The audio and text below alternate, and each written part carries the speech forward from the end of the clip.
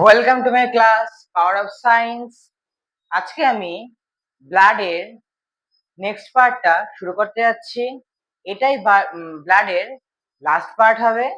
আজকে আমরা neutrophil, eosinophil, basophil, lymphocyte, monocyte এছাড়া ব্লাড কিভাবে সৃষ্টি হয় প্রত্যেকটি ধাপ এবং ব্লাডের বিভিন্ন গ্রুপ সম্বন্ধে আমরা বিস্তারিত আলোচনা করব। প্রথমে আমি শুরু করছি নিউট্রোফিলের কাজ। শ্বেতরক্ত কণিকা গুলোর মধ্যে নিউট্রোফিল থাকে সবচাইতে বেশি মাত্রায়। এরা ব্যাকটেরিয়া সংক্রমণের বিরুদ্ধে লড়াই করে। এছাড়া শ্বেতরক্ত কণিকা শরীরের প্রথম প্রতিরক্ষা ব্যবস্থা হিসেবে কাজ করে। এবার বৈশিষ্ট্য: এরা ব্যাকটেরিয়া সংক্রমণের স্থানে সবচাইতে আগে পৌঁছে যায় এবং অণুজীব ব্যাকটেরিয়া এদেরকে ধ্বংস করে থাকে। এবার আমরা দেখব মনোসাইট। এইটাকে আমি একটু পার্টে পার্টে লিখে দিলাম যাতে তোমরা ভালো করে বুঝতে পারো। এক, এটি শ্বেতরক্ত কণিকার মধ্যে সবচেয়ে বড়। দুই, এরা রক্ত প্রবাহ থেকে টিস্যুতে চলে যায় এবং ম্যাক্রোফেজ ও ডেনড্রাইটিক কোষে পরিণত হয়।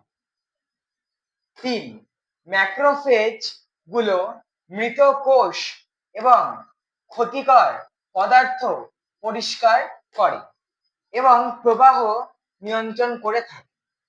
বৈশিষ্ট্য: এরা সাধারণত জন্মগত এবং অভিযোজিত রোগ প্রতিরোধ ব্যবস্থার অংশ হিসেবে কাজ করে থাকে। এবার আমরা লিম্ফোসাইট শুরু করছি। এরা ভাইরাস, ব্যাকটেরিয়া, ক্যান্সার ছাড়া আরো অন্যান্য ক্ষতিকর কোষের বিরুদ্ধে লড়াই করে থাকে। এদের গুরুত্ব: এগুলো অ্যান্টিবডি তৈরি করে এবং রোগ প্রতিরোধ ক্ষমতা উন্নত করে। এবার চার, বেসোফিল। এরা হলো এক ধরনের গ্র্যানুলোসাইট যা অ্যালার্জিক প্রতিক্রিয়া এবং প্রদাহ বা জ্বালা জাতীয় নিয়ন্ত্রণে ভূমিকা রাখে। এদের দানার রং এবং কার্যকারিতার ভিত্তিতে এদের চিহ্নিত করা সম্ভব। গুরুত্ব: এরা শরীরের প্রদাহটা বললামই আগে এবং অ্যালার্জিক প্রতিক্রিয়া সৃষ্টিতে অংশ নেয়। এবার আমরা তাহলে জেনে নেব আরবিসির আয়ু, মানে আরবিসি কতটা বাঁচে। আরবিসির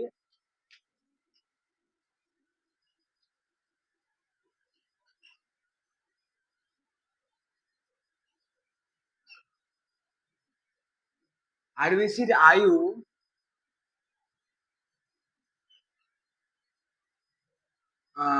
আরবিসির গড় আয়ু ধরো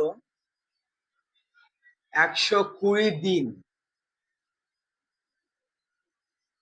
আরবিসির গড় আয়ু ধরো 120 দিন। এবার হচ্ছে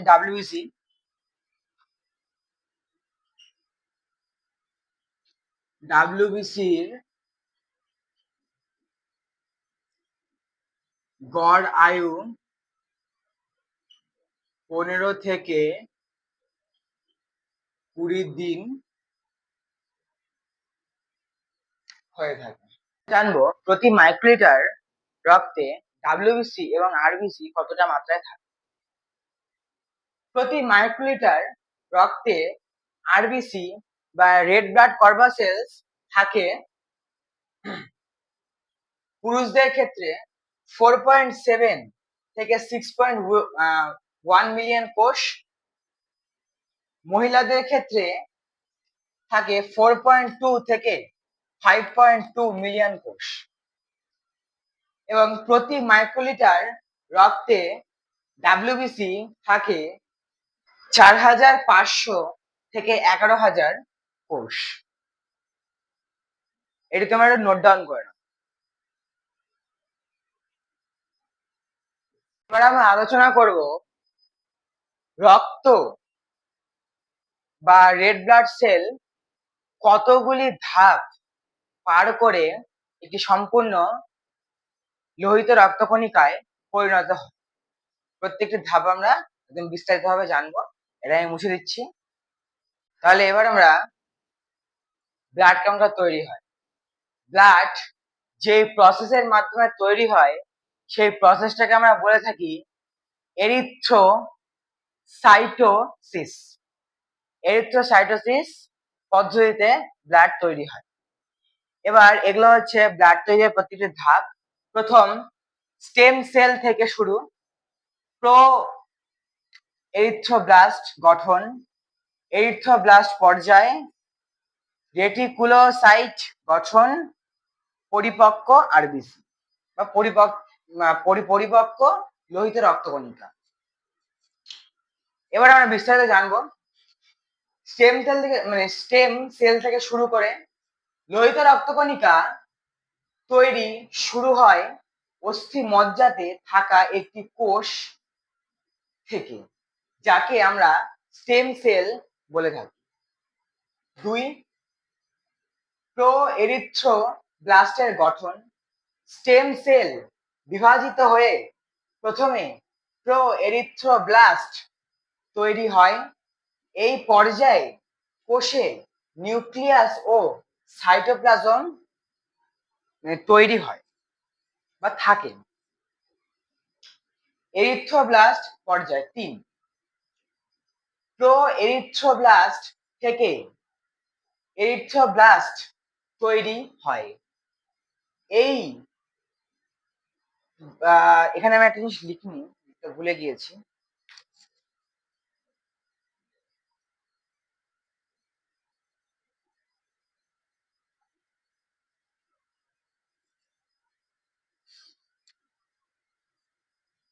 এই পর্যায় শুরু হওয়ার সাথে সাথেই এতে হিমোগ্লোবিন জমতে থাকে।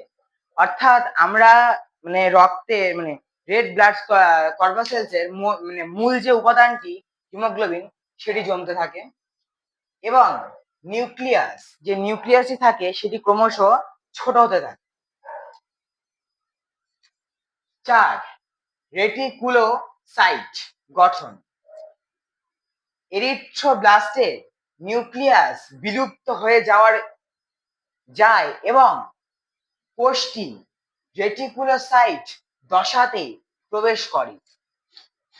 এই অবস্থাতে কোষের মধ্যে প্রচুর পরিমাণে হিমোগ্লোবিন থাকে।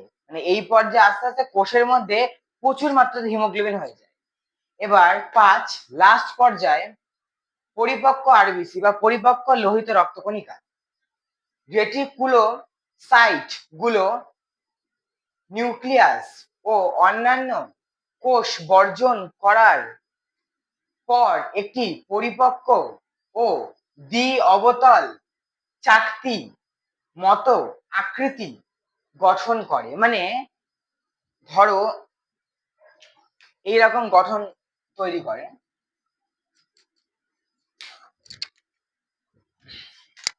এরকম গঠন তৈরি করে ধরো এরকম, এবং মাঝখানটি গর্ত হয়ে যায়। এখান থেকে সমস্ত ধরনের যে নিউক্লিয়াস গুলি থাকে সেগুলি সব বেরিয়ে যায় বাইরে।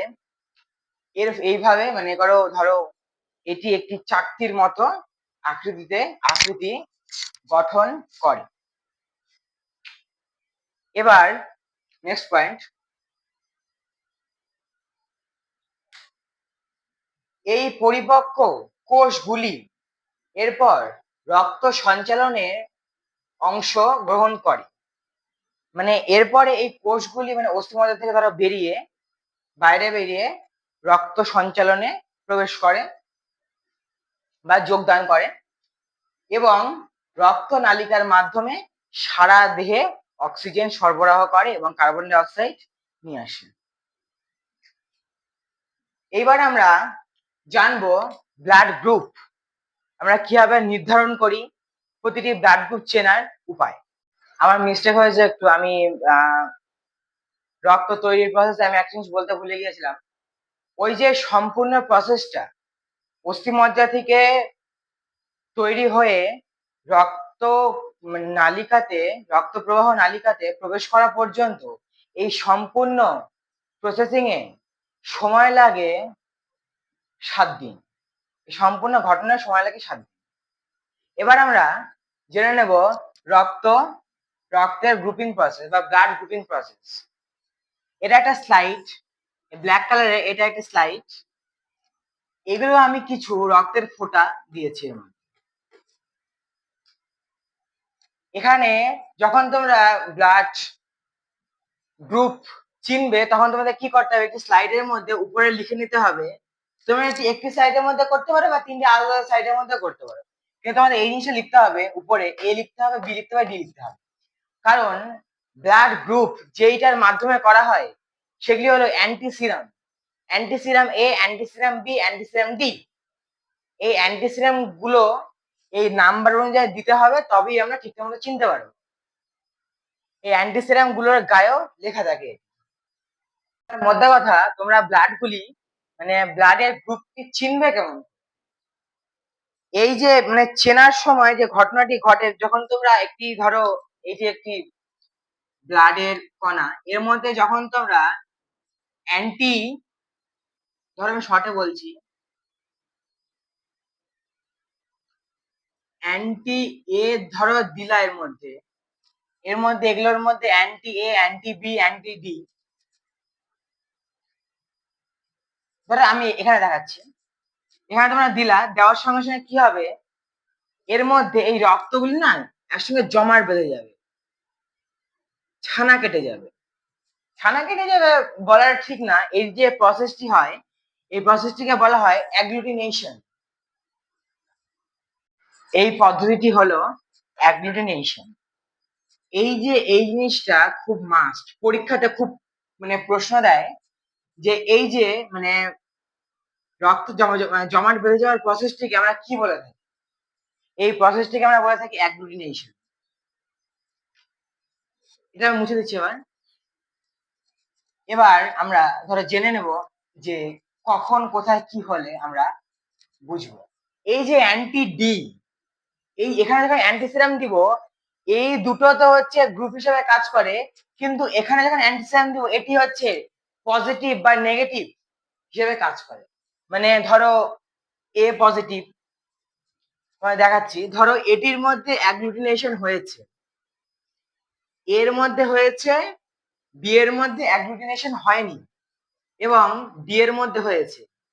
তবে এই যে এটি যে হয়েছে এটি দেখে আমরা বুঝবো এই যে ব্লাডটি, এই ব্লাডটি এ পজিটিভ। ওকে, এটা কি মুছে দিচ্ছে। আচ্ছা, এবার ধরো অ্যান্টিসিরাম দেওয়ার পরে এ তে অ্যাগ্লুটিনেশন হয়নি, বি তে হয়েছে, ডি তেও হয়েছে, তবে এটি হবে বি পজিটিভ। ধরো অ্যান্টিসিরাম দেওয়ার পরে তিনটাতেই হয়েছে, এ তে হয়েছে, বি তে হয়েছে, ডি তেও হয়েছে, তবে এটি হবে এ বি পজিটিভ। ওকে, এবার ধরো তোমরা দেখলা যে এ তে হয়নি, বি তে হয়নি, শুধুমাত্র ডি তে হয়েছে, তবে এটিকে আমরা বলবো ও পজিটিভ, যেটা আমার ব্লাড গ্রুপ, এটিকে আমরা বলবো ও পজিটিভ। এবার আমরা ধরো নেগেটিভের দিকে যাচ্ছি। এই যে সম্পূর্ণ এই চারটা যে বললাম, এটা হচ্ছে মানে এটা হচ্ছে পজিটিভ পার্ট, পজিটিভ বা প্লাস। হ্যাঁ, এবার আমরা জানবো নেগেটিভ। নেগেটিভ যেটা যখন হবে তখন তোমরা দেখবে, ধরো অ্যাগ্লুটিনেশন এ তে হয়েছে, বি তে হয়নি, ডি তে হয়নি, তখন আমরা এটাকে বলবো এ নেগেটিভ। ধরো অ্যাগ্লুটিনেশন এ তে হয়নি, বি তে হয়েছে, ডি তে হয়নি, তবে আমরা বলবো বি নেগেটিভ।